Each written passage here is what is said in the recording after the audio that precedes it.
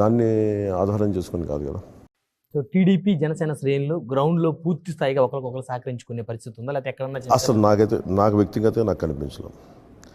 ఎందుకంటే ఒకటి పార్టీలో ఇమ్మటానికే కష్టంగా ఉంటుంది. అలాంటి రెండు పార్టీలు వారి అనుభవం వారికి ఉంది, వారి పార్టీ నాయకులకు అనుభవం ఉంది, వారి కొత్త తరంతో పనిచేయాలి. వీటన్నిటిని మించి అందరూ ఒక నాకు తెలిసి నాకైతే నాట్ ఈవెన్ 1% నాకు ఇంకా కరెక్ట్. ఇలాంటి పరిస్థితులు చెప్పుకోవాలంటే అందరూ గొడవలు ఉండాలి. మాకు అలాంటివి లేవు. 1-2 ప్రపంచాలు లేకుండా ఉంటాయేమో. అది నా దృష్టికి రాకుండా కింద స్థాయిలో సరి చేస్తున్నాను. సార్, మీరు 2019 ఎన్నికల్లో గాజువాక భీమవరం నుంచి పోటీ చేసి తక్కువ ఓట్లతో ఓటమి చెందిన పరిస్థితి. సో ఈసారి పిఠాపురాన్ని ఎందుకు ఎన్నుకున్నారు? గాజువాక కానీ భీమవరంలో కానీ ఏదో ఒక నియోజకవర్గం. నాకేమున్నది ఏంటంటే భీమవరం ఏంటంటే ప్రత్యేకించి నేను నిర్ణయించుకోను. ఆ రోజున నాయకులందరూ నిర్ణయించారు. నేను గాజువాక నుంచి పోటీ చేస్తాను. నేను ఒకటే పెట్టుకున్నాను. నేను 2 చోట్ల నుంచి పోటీ చేయడం నాకు ఇష్టం లేదు. బేసిక్ లేదు, మన భీమవరం నుంచి కూడా పోటీ చేయాలంటే నేను ఒక ద్వైతీభావంతో చేశాను. దాని తగ్గట్టుగా, ఎందుకంటే 2 చోట్ల పెట్టినప్పుడు శక్తియుక్తులంతా మన 2 చోట్ల కేంద్రీకృతం అని మీరు ఒక చోట కేంద్రీకృతం అవ్వదు, 2 చోట్ల దాన్ని విడగొట్టాల్సి వస్తాయి. సో ఈసారి నేనేమనుకున్నానంటే ఒకటే చోట పెట్టాలి. ఒకటే చోట పెడుతున్నప్పుడు కూర్చోబెట్టి ఆల్రెడీ అక్కడ టీడీపీ నాయకులు ఉన్నారు. పైగా వీళ్ళకి ఏంటంటే అక్కడ విపరీతంగా నేను ఎక్కడైతే పోటీ చేస్తానో అక్కడ విపరీతంగా డబ్బు పెట్టేస్తాను. నా దగ్గర మేము కూర్చోబెట్టి మన డబ్బులతో పోటీ పడే పరిస్థితుల్లో మనం లేదు. సో అదే సమయంలో పిఠాపురం నుంచి చాలామంది వచ్చి మిమ్మల్ని గెలిపించుకుంటాం మీరంటే అది ఒక ఎవరితో ఒక ఇనిషియేటివ్గా పనిచేస్తుంది. సో మొత్తానికి జనసేన శ్రేణులకి ఏం సందేశం ఇవ్వాలనుకుంటున్నారు? కూటమి అధికారంలోకి వచ్చిన తర్వాత మిగతా నియోజకవర్గాల్లో ఇన్ఛార్జీలను పెట్టి పార్టీని పెద్ద ఎత్తున బలోపేతం చేసే పరిస్థితులు ఏమేరుకు? పార్టీ నిర్మాణం ఎలా ఉంటుందంటే మనం అందరం తప్పేం చేస్తామంటే అనలిస్టులు కూడా ఆలోచించాల్సిందే. పార్టీ నిర్మాణం చాలా సహజ క్రమంలో జరుగుద్ది.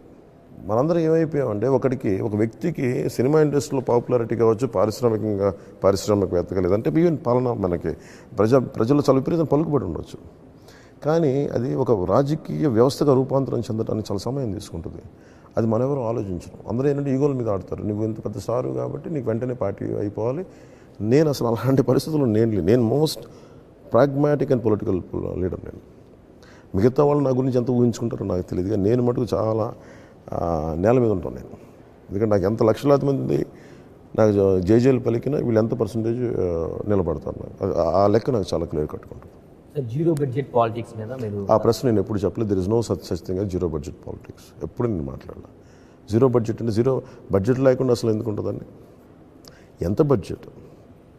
జీరో బడ్జెట్ అనే ప్రశ్న లేదు. ఎందుకంటే ఎలక్షన్ కమిషన్ 40 లక్షలు దీనికి 90 లక్షలు పార్లమెంట్కి ఇచ్చిన పరిస్థితుల్లో జీరో బడ్జెట్ అనేది ప్రశ్న లేదు.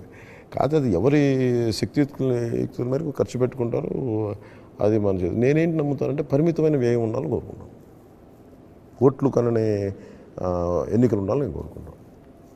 సార్, మొత్తానికి కూటమి అధికారంలోకి వస్తే జగన్మోహన్ రెడ్డి గారి మీద పవన్ కళ్యాణ్ గారు పగ తీర్చుకోబోతున్నారు. అది పగాకి అంటే అంత I don't believe in vendetta politics. నాకు ఇప్పుడు మీరు ఆలోచించాల్సి కూడా ఏంటంటే జగన్ గారు నన్ను అడిగి ఫోన్ చేసి అడిగారు. ఇది మన విజయసాయి రెడ్డి గారు ఇన్వైట్ చేశారు. ఆయన ప్రమాణ స్వీకారం నేను మనస్ఫూర్తి చెప్పాను, మీకు భగవంతుడు చాలా మంచి మ్యాండేట్ ఇచ్చాడు, please wish you very best, మీరు బాగుండాలని కోరుకుంటున్నాను. బాగుండి నిజంగా మనస్ఫూర్తిగా చెప్తాను. అది నాకు నేనేం నమ్ముతానంటే మనిషి ఎలాంటి వ్యక్తినే కావచ్చు, వ్యవస్థలను కాపాడితే సంతోషం కదా. మేము అవ్వకపోవచ్చు, అది వేరే విషయం, నేను ఓడిపోయినచ్చు. కానీ అలాంటి వ్యక్తితో నేను పగ తీర్చుకోవడాలు ఇవన్నీ చాలా చిన్నగా ఉంటాయి. పగ ఎందుకు తీర్చుకుంటాం? ఇప్పుడు నేను కూర్చోబెట్టి పగ తీర్చుకోవడం అంటే ఏంటి? ఆయన ఏం తప్పులు చేయకపోతే ఎలా పగలు తీర్చుకుంటాం? పగనే ప్రశ్న లేదు. మనం చూడాల్సింది ఏంటంటే ఇప్పుడు 40,000 కోట్లు ఇప్పుడు మీ ఇంట్లో దొంగ పడ్డాడని, లేదా మీరు బ్యాంకులో డిపాజిట్ చేశారు, బ్యాంక్ మేనేజర్ దోచేస్తే మీరు ఏం చేస్తారు? Police complaint. పోలీసు ఏం చేస్తారు? అతను కూర్చోబెట్టి నేరస్తుని విచారిస్తారు. దాన్ని పగ అంటావా లేదంటే చట్టం పనిచేస్తున్నావు? నేను అదే అంటాను.